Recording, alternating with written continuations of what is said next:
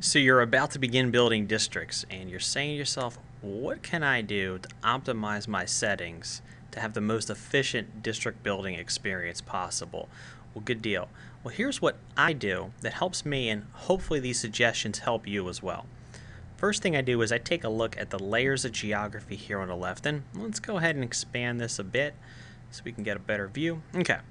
Now, county has been pre-selected for me. That's good because I wanted to build using county boundary lines.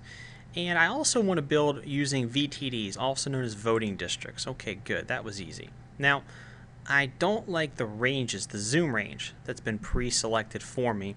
And as we see up here, the zoom range is at 7. Okay, so if I want to get a greater view of counties and VTDs as I zoom in and out, we need to increase the range. So let's expand county from 7 to 15, and let's do VTDs from 10 to 20. Okay, good. Now, we're here in Florida's capital, so let's zoom in on the capital area. There's Florida State, there's Florida A&M. Okay, good. Now, as we look, we see that we're at zoom range 14, and so we should be able to see counties, county boundary lines, and we should be able to see the VTD boundary lines. As we see, they're still loading. Okay, so let's give that a, oh, there they are. Very good. Now, I'd still like a little more room with the canvas that I'm going to work with, and early on for me, using the region labels is not as important, so we'll minimize that. And even the data grid is not as important early on, so we'll still get a little bit of a view, but we'll minimize it. And we've selected our geography, so we can minimize this pretty much now too. And we can even do away with this little map here. Okay, so we've really expanded the canvas. Now we've got a really good view of the map.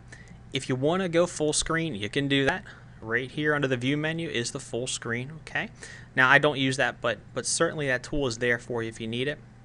And now we're about ready to build. Oh, but before we build, let's go over to the help menu, and the last thing that I do is I always have the tutorial and the glossary open. Great reference tools if you get confused about some of the census terminology, some of the labels for the different data. They're there for you, and we'll minimize those. Last but not least, if you do have any questions, remember that we're always an email away at mydistrictbuilder@myfloridahouse.gov, or you can message us on Facebook or Twitter, and we'll get back to you as soon as possible. And with that, these were some suggestions that helped me before I begin building districts. I hope they were helpful for you as well, and enjoy your district building experience.